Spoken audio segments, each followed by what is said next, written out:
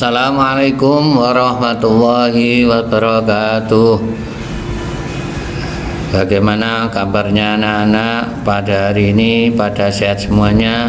Syukur alhamdulillah kalau pada sehat-sehat semuanya. Mudah-mudahan kita semuanya selalu diberikan kesehatan, kesempatan, dan kenikmatan yang lainnya. Untuk mengawali pelajaran semester genap ini, Pak Romli akan menyampaikan pada bab selanjutnya, yaitu pada semester genap khususnya kelas 2, yaitu berkenaan dengan teorema Pythagoras.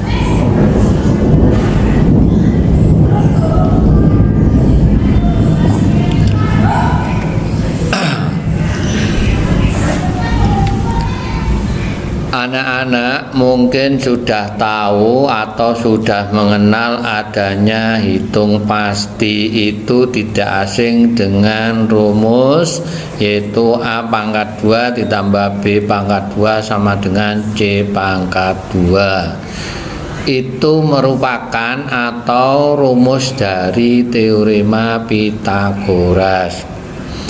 Teorema ini diberi nama sesuai dengan penemunya, yaitu seorang filosof Yunani yang bernama Pythagoras, yang menemukan tentang fakta yang menarik masalah segitiga. Beliau menyatakan dalam sebuah segitiga siku-siku khususnya, yaitu segitiga yang salah satu sudutnya 90 derajat, di mana kuadrat sisi miringnya, jadi sisi miringnya itu dipangkatkan 2, akan sama dengan atau sama dengan jumlah kuadrat dari dua sisi yang lainnya.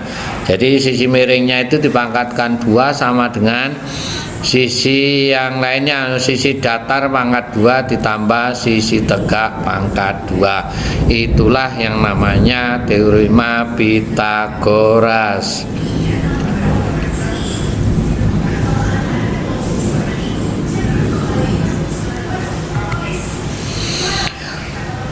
Untuk pembuktian teorema Pythagoras, mari anak-anak kita perhatikan gambar berikut. Pada segitiga siku-siku, jika kita punya sebuah segitiga siku dengan sisi A, B, dan C, maka akan berlaku yaitu teorema Pythagoras. A pangkat 2 ditambah B pangkat 2 sama dengan C pangkat 2. Di dalam teorema Pythagoras itu C-nya sisi miring atau disebut dengan hipotenusa.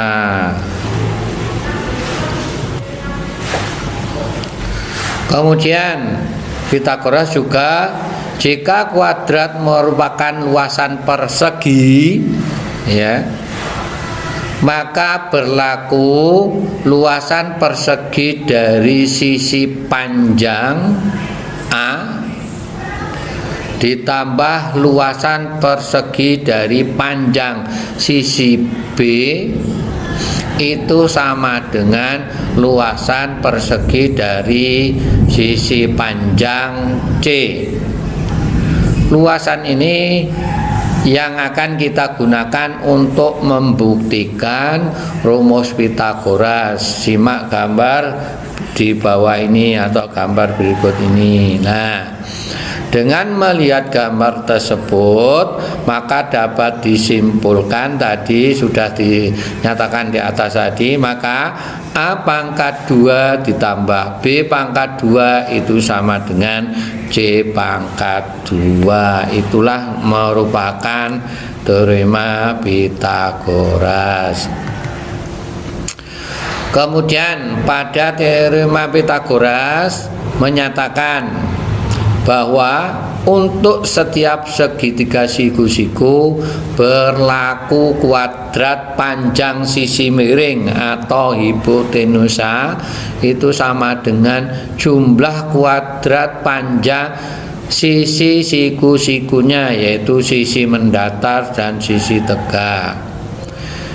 Kemudian jika C-nya adalah panjang sisi miring atau hipotenusa pada segitiga, maka A dan B-nya adalah panjang sisi siku-sikunya. Berdasarkan teorema Pythagoras, maka diperoleh rumus yang seperti di atas tadi. C pangkat 2 sama dengan A pangkat 2 ditambah B pangkat 2. Kemudian dari dalil Pythagoras tersebut dapat diturunkan menjadi, ini maksudnya jika sisi miringnya diketahui, sisi tegaknya atau sisi datarnya belum diketahui, maka untuk mencari sisi datar dan sisi tegaknya bisa menggunakan rumus dari jabaran Pythagoras. Misalnya mencari sisi A, maka untuk mencari A itu A pangkat 2 sama dengan C pangkat 2 dikurangi B pangkat 2. Untuk mencari B-nya itu sama dengan C pangkat 2 dikurangi A pangkat 2. Nah, di sini ada catatan untuk teorema Pythagoras. Dalam untuk menentukan persamaan Pythagoras ini berlaku semua segitiga siku-siku. Catatannya yang diperhatikan adalah garis yang berkedudukan sebagai garis miring atau hipotenusanya. Jadi catatannya yaitu garis miringnya. Kemudian saya lanjutkan untuk menentukan jenis segitiga jika diketahui panjang sisinya dan triple Pythagoras. Itu namanya sebagai kebalikan dalil Pythagoras. Coba.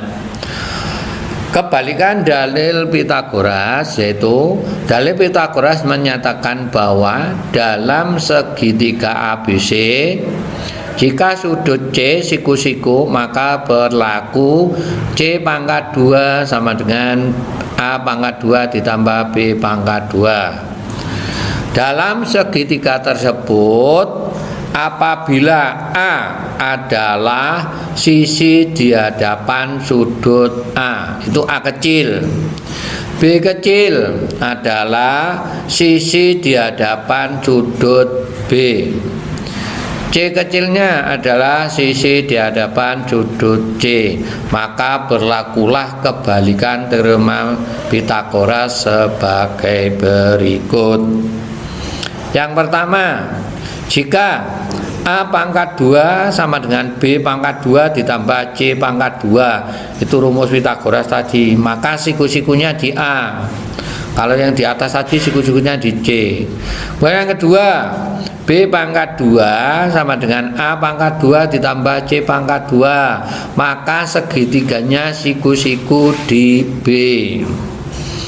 Yang selanjutnya, C pangkat 2 sama dengan A pangkat 2 ditambah B pangkat 2, maka segitiganya siku-siku di C. Itulah catatan teorema Pythagoras itu tadi.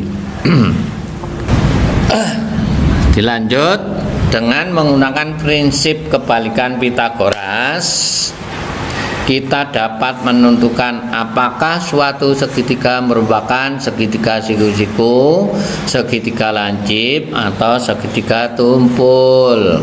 Nah, di atas tadi sudah disebutkan jika sisi miringnya pangkat 2 sama dengan dua sisi yang dua kanan atau A pangkat 2 tambah B pangkat 2, maka segitiga ABC adalah segitiga siku-siku. Siku-sikunya di mana? Di C. Nomor 2, jika C sisi miringnya pangkat 2 lebih besar daripada dua sisinya, atau C pangkat 2 lebih besar atau lebih panjang dari A pangkat 2 ditambah pangkat 2, maka segitiga ABC tersebut adalah segitiga tumpul. Selanjutnya, jika sisi miringnya C pangkat 2 lebih kecil atau lebih pendek dari dua sisinya yang dipangkatkan 2, atau C pangkat 2 lebih kecil dari A pangkat 2 ditambah B pangkat 2, maka segitiga ABC tersebut adalah segitiga lancip. Nah, sekarang sama Pak Romli dikasihkan contoh pada teorema Pitagoras dan kebalikannya tadi. Perhatikan contoh 1.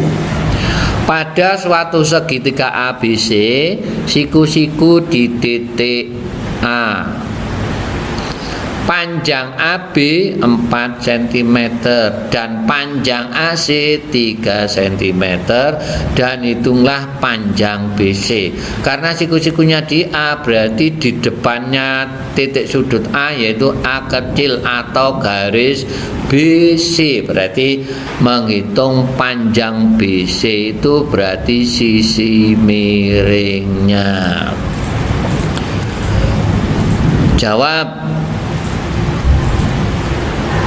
BC pangkat 2 sama dengan AC pangkat 2 ditambah AB pangkat 2. BC pangkat 2 sama dengan AC-nya 3 pangkat 2 ditambah 4 pangkat 2. 3 kali 3 atau 3 pangkat 2 9. 4 pangkat 2 sama dengan 16. Maka 9 tambah 16 sama dengan 25. Berarti BC pangkat 2 sama dengan 25. BC nya akar 25 sama dengan 5 cm.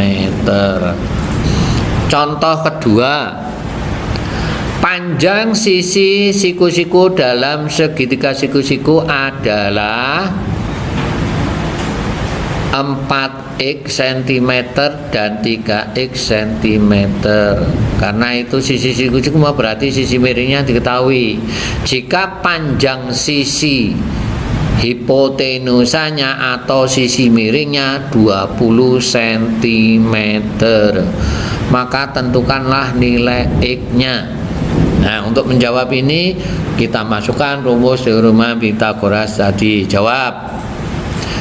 Berarti sisi miringnya AC pangkat 2 sama dengan AB pangkat 2 sama dengan ditambah BC pangkat 2.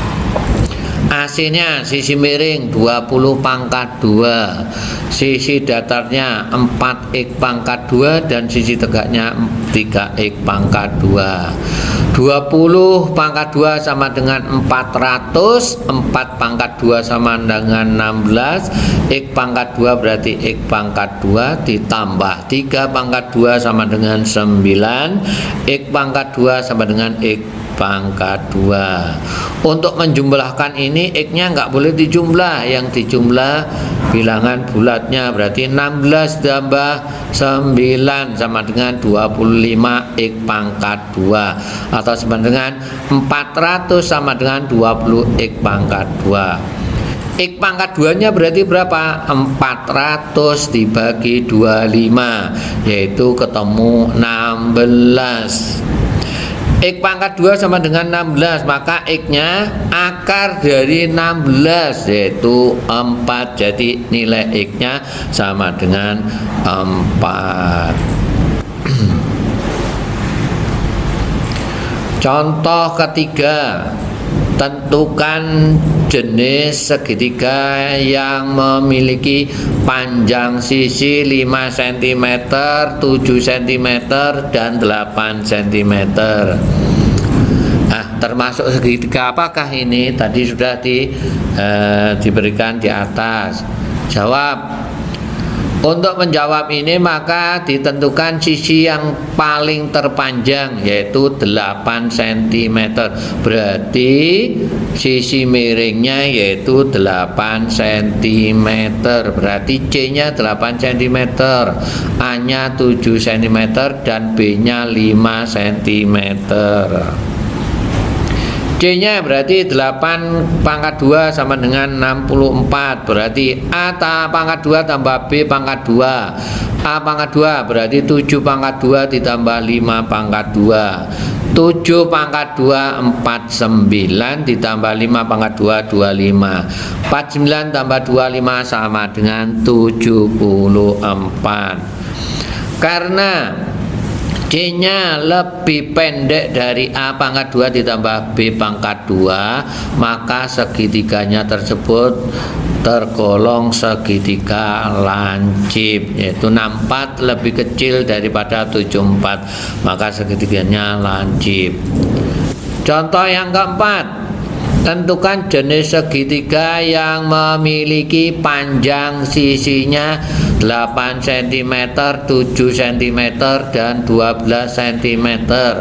Jadi pokoknya sisi yang terpanjang 12 cm, maka C-nya 12 cm, A-nya 7 cm, dan B-nya 8 cm. Sekarang 12 C-nya pangkat 2 berarti 12 kali 12 144.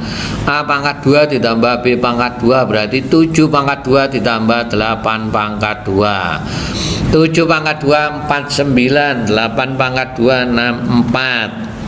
49 tambah 64 sama dengan 113. C-nya 144, A tambah B pangkat 2 100. Maka C-nya lebih panjang. Karena C-nya lebih panjang, maka segitiganya tersebut adalah segitiga tumpul. Itulah contoh-contoh Pythagoras dan jenis-jenis segitiga. Sekarang yang nomor 2, perhatikan triple Pythagoras.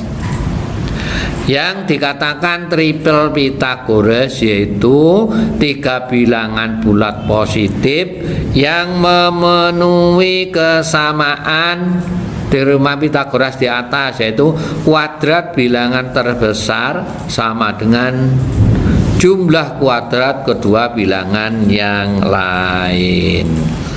Contoh yang termasuk triple Pythagoras yaitu 3, 4, dan 5 adalah triple Pythagoras. Kenapa kok triple? Ini sebabnya ini. 5 pangkat 2 itu sama dengan 4 pangkat 2 ditambah 3 pangkat 2. 5 pangkat 2 25, 4 pangkat 2 16, 3 pangkat 2 9. 16 tambah 9 sama dengan 25. 25 sama dengan 25. Maka itulah namanya triple Pythagoras.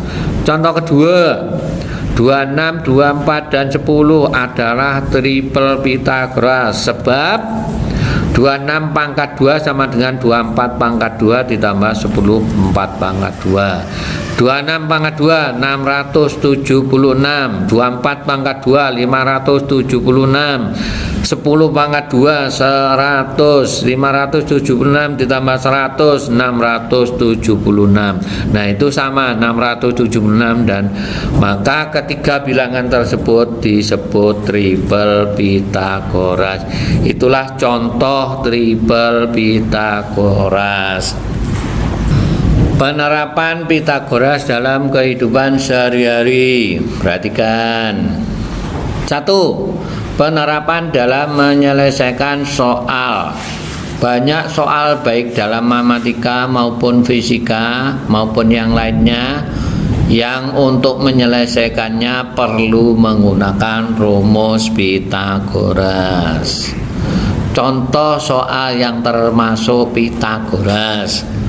Tentukan diagonal ruang dari balok dengan panjang 3 cm, lebar 4 cm, dan tingginya 5 cm.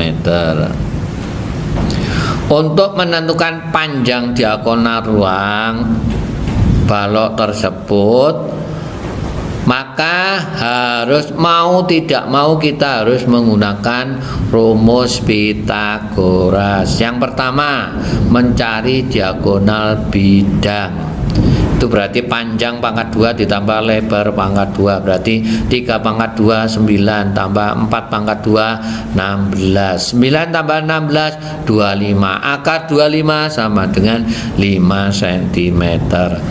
Diagonal ruang, panjang pangkat 2 ditambah lebar pangkat 2 ditambah tinggi pangkat 2, berarti panjang dan lebar tadi 5 pangkat 2 ditambah 5 pangkat 2. 5 pangkat 2 25 ditambah 5 pangkat 2 25. Nah itu salah, ini salah ketik Pak Romli, salah pencet ya, mohon dimaafkan. Yang benar akar 50 bukan 250. Itu sama dengan 25 kali 2, berarti akarnya 25 5, maka jawabannya 5 akar 2. Diralat nggih anak-anak, bukan 5 akar 10 tapi 5 akar 2. Terus yang 250 nya bukan 250 tapi 50. Contoh yang kedua, penerapan dalam praktek yang nyata. Contohnya, penerapan teorema Pythagoras dilakukan di banyak bidang, terutama bidang arsitektur. Arsitek ini biasa menggunakan untuk mengukur kemiringan bangunan. Misalnya kemiringan sebuah tanggul agar mampu menahan tekanan air. Ini juga sangat membantu dalam menentukan biaya pembuatan bangunan. Contoh yang lain, seorang tukang kayu pun untuk membuat segitiga penguat pilar kayunya menggunakan juga teorema Pythagoras. Itulah untuk penerapan Pythagoras. Sekarang karena materinya sudah itu dari Pak Romli, untuk materinya cukup sekian. Dan sekarang untuk anak-anak latihan soal ini wajib dikerjakan, yaitu dikerjakan pada kertas lembaran, yaitu ada 3 soal. Perhatikan ya. Yang pertama, segitiga ABC siku-siku di A. Diketahui panjang AB 8 dan AC-nya 15 cm. Hitunglah panjang BC. Saya kira anak-anak sudah tahu ya. Kemudian yang kedua, segitiga ABC siku-siku di titik A. Diketahui panjang sisi miringnya BC 20 cm dan AB-nya 12 cm. Hitunglah panjang AC. Nah, kemudian yang ini menentukan jenis-jenis segitiga. Tentukanlah jenis segitiga di bawah ini dengan ukuran sebagai berikut. Ada 3. Yang A, ukurannya 5 cm, 6 cm, dan 13 cm. Termasuk segitiga apa? Siku-siku atau tumpul atau lancip. Yang B, 41 cm, 40 cm, dan 9 cm. Termasuk segitiga apa? Yang C, 11 cm, 50 cm, dan 51 cm. Itulah yang dapat saya sampaikan hari ini. Mudah-mudahan anak-anak dapat memahami dan bisa mengerjakan soal yang diberikan Pak Romli, dapat dikerjakan dengan baik dan lancar. Saya doakan semoga anaknya bisa mengerjakannya. Dari Pak Romli saya akhiri dulu. Wassalamualaikum warahmatullahi wabarakatuh.